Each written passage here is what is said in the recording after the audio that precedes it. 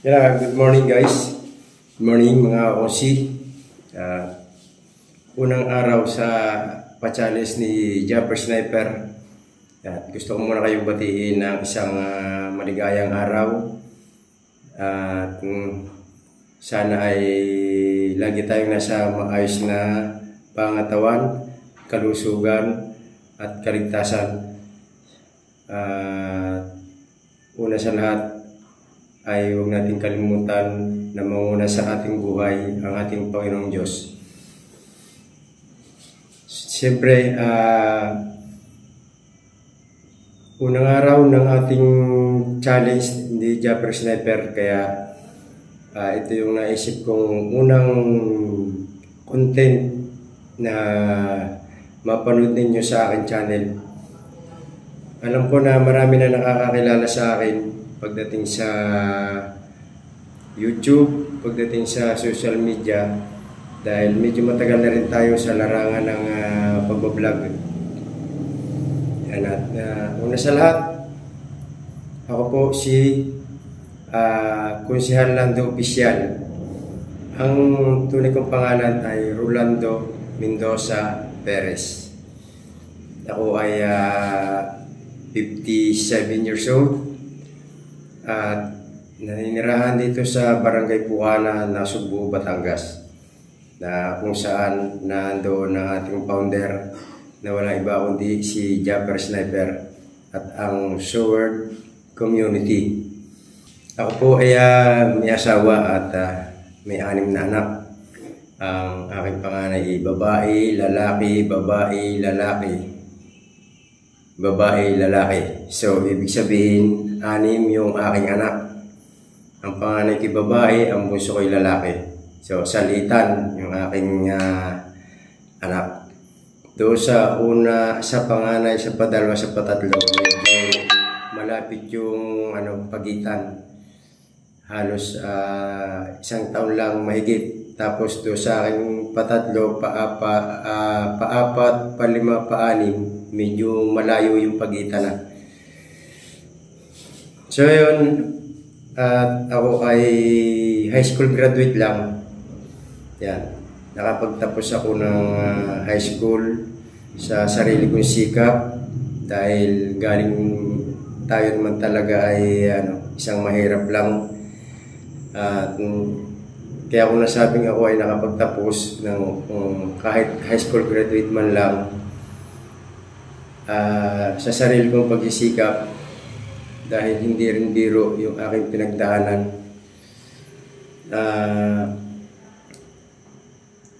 Ako ay nakapagtapos ng high school sa pamamagitan ng student labor. Yan. Ibig sabihin, pagdadating ng bakasyon, ako ay nagtatrabaho sa school. Yan. Ang school noon ay Fisheries pa. Wala pa yung BSU, yung Batangas State University. Ang school pa namin noon na pinapasukan na yung ARASO, possibly, parang nakalimutan ko na sa tagal. ARASO. Yan, yung aking basta ARASO. Hindi ko na-memorize yung meaning ng ARASO. At ayun nga, tuwing bakasyon ako ay nag-student labor. Yan. At nagwawalis, nagdidilig ng mga halaman, nyug, kung ano yung tanim na puno sa loob ng school. Yan ang aking dinidilig. Minsan, kung anong iutos ng namumuno sa amin. Kung minsan kasi gwardiya yung nag-uutos sa amin, parang sila yung naka-assign para kami ibantayan, para i-guide. So yun. Tapos, pagdating ko ng 3rd year hanggang 4th year, ako ay naging member ng banda ng school ng Fisheries. Ako ay isang drummer. Yeah, drum yung aking hawak nung ako ay naging member ng banda ng fisheries noon.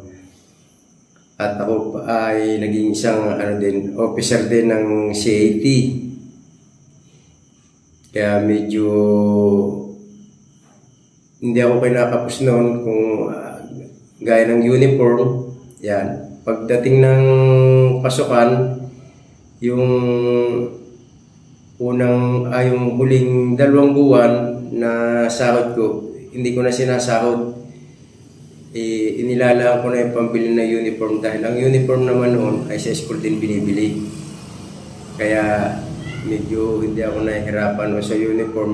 Ang problema ko lang ay yung pantalon. Talagang nakatapos ako ng 3rd year, 4th year, isang pantalon lang yung aking gamit. Yung aking suot-suot lagi. Tapos yung aking uniform sa CAT, hiniram ko lang sa pinsan ko na ahead sa akin na unang nagtapos sa fisheries. Lahat ng gamit ko doon sa CAT, lahat hiram ko yun. Dahil nga ang buhay noon ay talagang mahirap na masarap. Dahil noong panahon na yun, hindi naman ganito kahigpit ang batas. Kaya masasabi ko na mas masarap ang buhay noon kahit mahirap kumita ng pera. Tapos pagdating ng makagraduate ako ng high school, nagsimula na ako magdagat. Nagsarili na ako, nagsarili na ako ng bangka. Hanggang sa kung saan ako nadayo,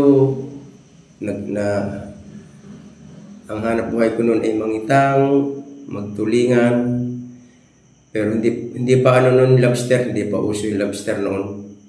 Hindi pa nabibili yung lobster noon. At saka wala pang naglalobster noon ng mga panahon na yun. Tapos nung 1990, yan, nagsimula na akong pumasok sa politika. Naging SK chairman ako dito sa Bukana ng mahigit ata 2 taon na ako'y naging SK chairman dito sa Bukana. Anong panahon na yun, yung sumunod sa akin na kapatid kong lalaki, siya kong laging kakumboy pagka kami nalaot, tigisa kami ng bangka. Na anong panahon na yun ay nagkaroon ng trahedya, nawala sa dagat yung aking kapatid na sumunod sa akin, nawala sa dagat. Yan. Magpahanggang sa ngayon ay wala kaming balita kung ano na nangyari sa kanya, kung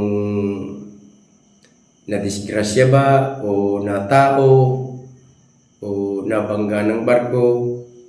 Talagang as in wala kaming balita. Sa loob ng 1 buwan ng paghahanap namin, wala kaming nakita kapirasong bakas na palatandaan kung ano yung nangyari sa kanya. Kahit yung bangka niya, hindi na rin nakita. So, nung time na yun, panahon ng kasagsagan naman ng okasyon dito noon. Maraming okasyon dito noong panahon na yun. Kaya napakasaya dito sa Bukana. Doon ako kaisip na mag-resign sa pagka-SK chairman dahil talagang lugaw ang utak ko. Dahil nung panahon nun ay kung saan kami nakakarating ng pagdayo ng mga sayawan. Dahil maraming namumida dito ng mga dalaga para umattend ng sayawan sa ibang lugar. Tapos, pagka kami naman ang may paokasyon, yan, nangungumbida rin kami. Minsan, lalo pagka mga Valentine's, Christmas, yan yung mga panahon na napakasaya talaga eh. Yung mga ganyang panahon, piyesta, yan. Pag kami naman ang dumayo sa ibang bayan, yan, meron naman akong mga kaibigan na may mga sasakyan. Noon naman, jeep lang ang puro jeep. So, may mga kaibigan ako na may jeep. Kaya hindi ko problema yung sasakyan, kahit mga 2 jeep, kaya kong humiram ng panahon na yun. Ako'y SK chairman. Kaya minsan, nakakapamigta kami dito ng mga 20 dalaga. Yan. Uso pa naman kasi yung sayawan, hindi katulad ngayon na nawala na yung mga tradisyon na gayon. So yun, nung panahon na yun, medyo lugaw nga ang isip ko, kaya ako'y napilitang mag-resign sa pagka-SK chairman. Tapos after mga bago siguro tapos ang taon, 19 years old nung ako ay mag-apply sa abroad. Yeah. Nakapag-apply ako sa abroad noon, nakaalis ako noon ay edad ako 19 sa Saudi. Yan. Ang aming pinaka-home base ay Jeddah. Pero ang aming destination ay yung Jisan. Hanggang sa loob ng 4 na taon kalahati, natiis ko na walang uwian, straight. Ang daming pangyayari, ang daming masasamang experience ang naranasan ko sa Saudi. Nakadanas ako na makulong ng 1 week sa immigration. Kaming lahat na magkakasama na puro Pilipino, bali 21 kaming Pilipino eh. Siyam ata kaming taga rito sa Bukana na isang kumpanya. Yung iba, Ilocano, Bicol, yan. Bali, may Bisaya pang isa, taga Bacolod. Yan. Shout out sa mga nakasama ko sa Saudi, yung mga taga Bicol, mga taga La Union, yan. Shoutout sa inyong lahat. Sana nakikilala niyo pa ako kung napapanood niyo. Yan, hanggang sa nakauwi ako dito ata ay 1994 ata o 1995 na. Nung ako'y makauwi. Yan. At pag doon ko na, nung ako'y nasa Saudi, doon ko nakilala yung misis ko. Penpal, noon pa. Doon, yan ang libangan sa Saudi noon eh. Penpal, wala pa ang cellphone na yan. Kung titelegrama ka, ahir ka pa doon sa kutsi na iyakit sa ibabaw ng bundok para magkasignal, para makatawag. Basta noon, puro sulat, voice tape, yan, telegrama, yan lang ang ano noon. Ang number 1 na libangan naming mga Pilipino noon sa Saudi ay sulat. Sa loob ng 1 linggo, pag hindi ka nakatanggap ng sulat, yan, yung mga kasama ko, mga homesick na yan, yung mga pamilyado, ako binata, wala akong problema noon. Kung 3 ata o 4 kami binata noon na magkakasama doon sa aming kumpanya. Kaya wala akong homesick noon, talagang antibay ng loob ko noon. Yan. Pag nakilala ko si Mrs. sa Penpal, hanggang sa dito na kami nagpangilala sa Pilipinas. Hanggang sa nagkaasawa kami, nagkaroon kami ng 6 na anak. Then, napasok ulit ako sa politika. Hindi pa pala politika. Napasok ako ng pag-sisilbi sa barangay, ay nagsimula ako sa Barangay Tanod. Noong year 1990 ata yun, 2010 ata yun, nung ako'y mapapasok sa Barangay Tanod. Automatic yun, pagpasok sa Barangay Tanod, sa investigador na agad ako na-assign. Hanggang sa umabot ako ng 2020 ata na ako'y naging investigador ng barangay. Sa totoo lang, ang naipon ko noong record book ay pag hindi 5 ay 6. Lahat puno yun, wala yung pagitan, harap likod. Ang naipon kong record book sa pagbablatter. Minsan, yan, kahit ako investigador doon, minsan nagagastosan din kasi lalo pag ang problema ay sa utang, pagka-counting diferensya, diba, mga 200, 300 lang. Noon mga panahon na yun kasi, palibasa nga napakahalaga ng pera. Sa halagang 200, 300, may magpapabarangay, may magre-reklamo sa utang. So, pagka mga ganung bagay lang, at ako ay kalakasan naman ng kita noon sa pagdadagat, yan, inaabunuhan ko na para lang matapos na yung problema. Pati yung mga yung mga mag-asawa na gustong maghiwalay, yan, awa ng Diyos, marami tayong naayos niyan para hindi matuloy yung kanilang paghihiwalay. Ginukuha ko sa diplomasya, talagang bago kami maghiwalay dito sa barangay hall, talagang yung mag-asawa ay nag-iiyakan, nag-aakapan dahil magaling ako makiusap sa tao eh. Pagka kausap ko yung tao, pinag-aaralan ko agad kung ano yung kahinaan niya, ganyan. Tapos minsan mayroong mga hindi magkasundo kasi yan naman eh kung 30 days sa barangay eh. Hindi magkasundo na itong si babae gusto magpagawa ng kasulatan na siya makikipaghiwalay na ganyan. Papaliwanagan ko agad. Sabihin ko sa kanila na sa totoo lang po, kapag kayo ay ginawa ko ng kasulatan na kayo ay maghihiwalay, parang ako na rin ang gumawa ng paraan na talagang kayo ay hindi na magsama. So magalit kayo at sa matuwa, hindi ko po kayo igagawa ng kasulatan na kayo ay maghihiwalay.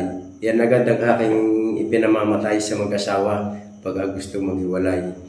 Tapos tatanungin ko, ilang taon na kayo magkasama? Pag sinabing mga 10 years, 20 years, 30 years, diyan ko napapasukan ng mga makapagdamdam-daming pananalita. Sabi ko agad, hindi kayo nangihinayang sa panahon na pinagsamahan ninyo, nahirap at ginawa. Ang unang makapektuhan ay ang inyong anak. Hayaan nyo ba na inyong anak ay magpakalat-kalat diyan? Yan, ganyan agad. Hanggang sa marami tayong naayos na mga ganyang bagay na bago lumabas ng barangay hall ay nag-iiyakan, magkayakap ng bababa sa barangay hall. Ang sarap sa pakiramdam pagka may na-experience akong ganon. Parang hindi ko ma-describe yung sarili ko kung gaano kasarap sa pakiramdam. Yan. Hanggang sa naisipan kong lumaban ng konsyal. Yung unang laban ko, talo ako. Kasi sabi nung aking mga barangay tanod nakasama, hindi ka naman mananalo kasi ang lupit mo, ang tapang mo, kaya maraming takot sa iyo. Yan ang agad ang sinasabi sa akin ng mga kasama kong barangay tanod. Sa totoo lang talaga, ng mga panahon na medyo maluwag pa yung batas, wala pa yung mga human right na yan, wala pa yung mga batas ng minor na yan, walang bata, walang matanda sa akin basta nagkasala, lalo pagkasanakaw. Inaamin ko sa inyo, talagang napakalupit ko. Talagang yung record book, minsan lumilipat, talagang ibinabato ko pag ako'y naka-encounter ng ganun, lalo yung mga nakaw. Pero sa totoo lang, kami naman, sa tinagal-tagal ko sa pagka-investigador ng barangay, parang wala akong natandaan na naging nahawakan ako o na-record ako sa logbook na kasong rape dito sa Bukana. Sa totoo lang, sa nung kapanahonan ko, wala akong na-record na kaso ng rape dito, kundi nakaw, utang, yung mga parinigan. Yan ang madalas na kaso dito sa aming barangay. Tapos yun nga, padalawang labang ko, ganun din, talo ako. Sa madaling salita, nanalo ako ay patatlong laban. No, ay manalong konsyal. At kami ay inabot ng 5 years ata na, 5 years na panunukulan bago nagkaroon uli ng eleksyon. Kasi nga, maraming dumating na pangyayari gaya ng pandemic. Tapos, Bulkan Taal. Yan. Kaya medyo naantala yung eleksyon noon. Tapos, dumating pa yung national election ata noon na hindi pwedeng mag-barangay election dahil kukulangin sa budget ang gobyerno. Parang yun ang natatandaan ko. Kaya kami tumagal ng 5 taon ng panunungkulan. So, dumating uli yung sunod na eleksyon. Lumaban uli ako. Kasi nga, nakakahiya naman na nakaupo ako ay basta na ako titigil o basta ako aayaw. So, itong last barangay election na ito, natalo ako. Pero sa totoo lang, hindi ko dinamdam yung pagkatalo ko, kundi natuwa pa ako. Alam niyo ba kung bakit? Kasi nung na-experience ko na wala na akong obligasyon sa barangay, parang nagkaroon ako ng peace of mind, na wala yung stress ko. Kaya maraming nakapansin sa akin sa loob ng 2 buwan pagkatapos ng eleksyon, ang laki ng itinaba ng katawan ko. Kasi nga, nakakatulog na ako ng mahimbing sa gabi, di gaya nung nasa barangay ako, walang oras na hindi maaaring hindi kagigising kapag kailangan ng tawag ng panunungkulan.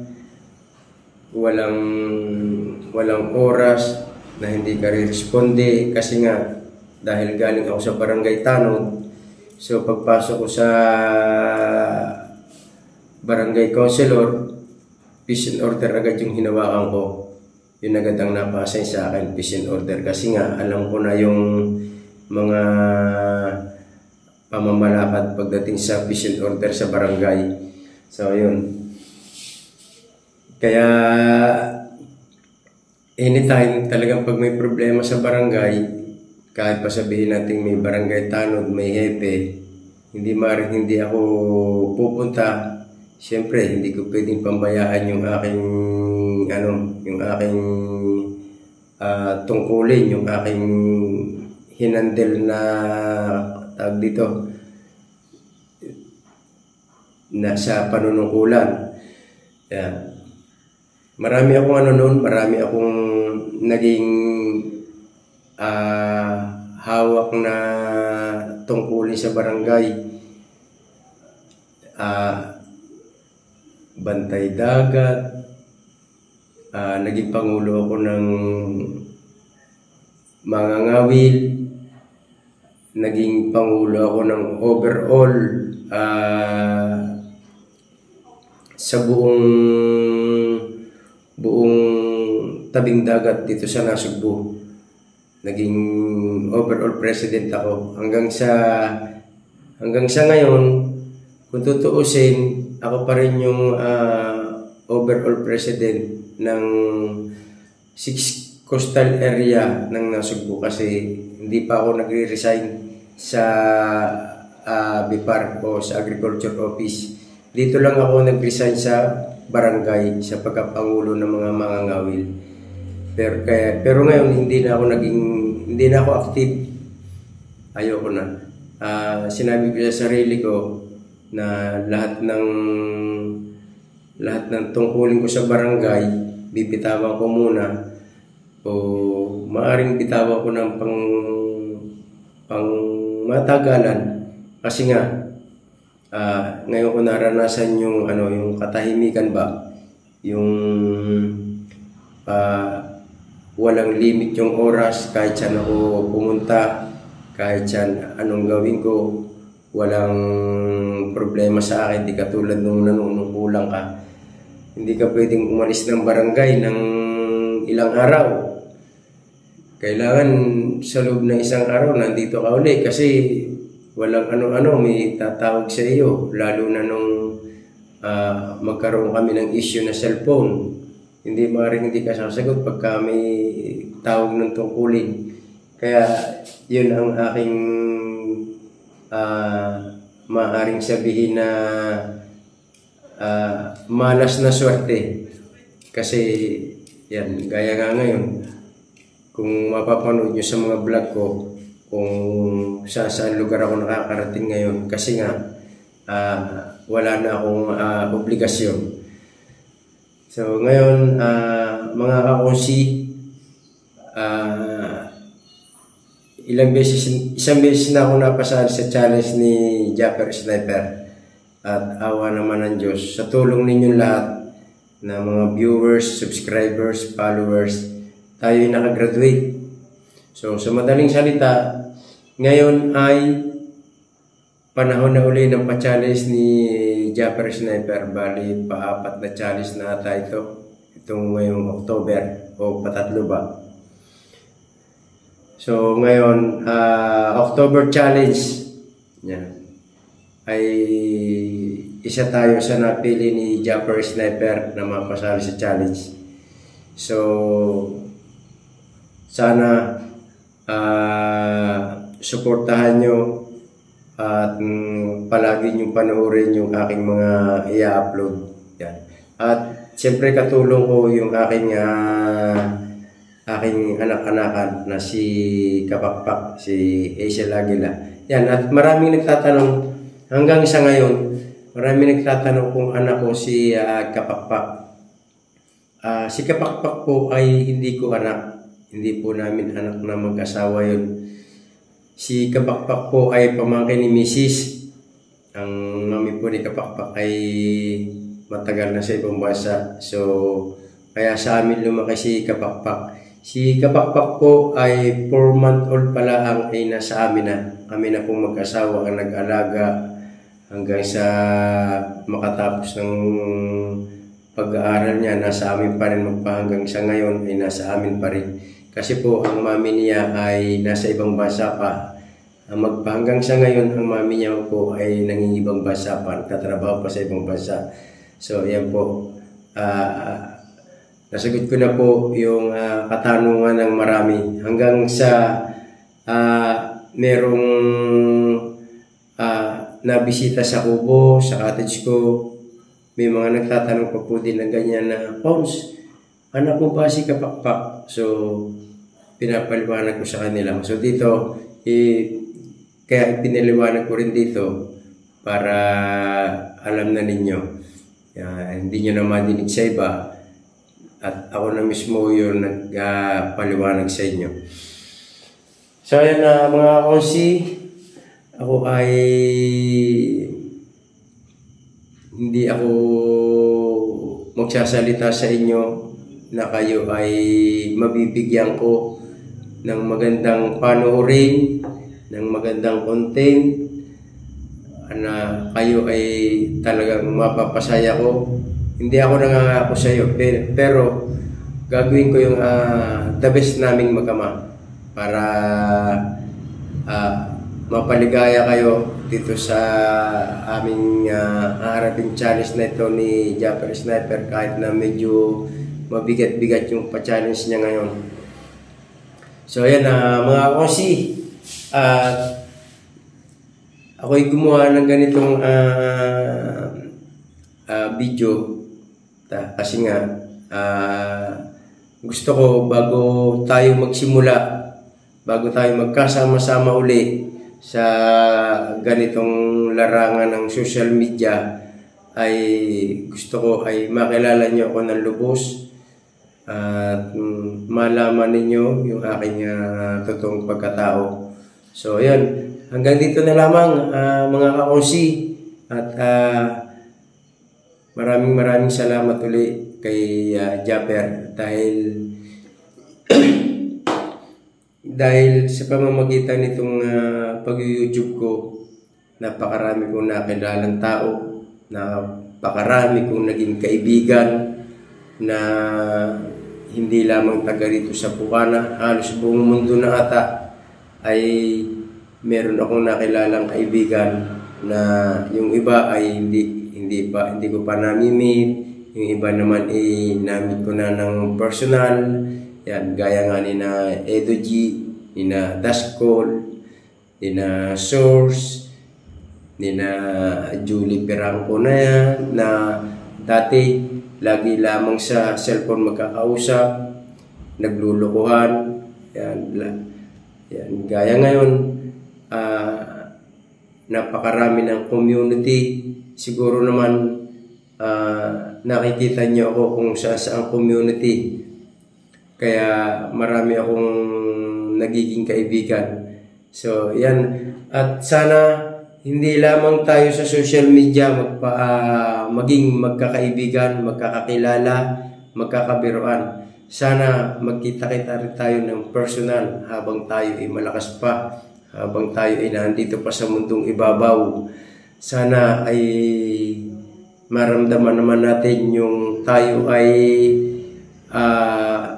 magkakamayan, magkayapusan, talagang mag-face to face na tayo magpagilala, ika nga sa mata. So, yan. Mga kakosi, maraming salamat ulit sa inyo sa tinagal-tagal ko na sa pag-YouTube ay paulit-ulit ako nagpapasalamat sa inyo. Dahil kung wala naman kayo, ay wala rin kaming magiging viewers dito sa larangan ng YouTube. Kasabihan nga na kung wala kayo, wala rin YouTube. Diba? Okay, alright mga kakusi, I love you sa inyong lahat. At pagpalain tayo nawa ng Panginoong Diyos. At sana ay lagi tayong panatilihing malakas ang katawan at matino ang pag-iisip at laging ligtas sa lahat ng kapahamakan. Okay, mga kakausi, I love you. Bye-bye sa inyo. Yes, baby! Consejo Londo Official.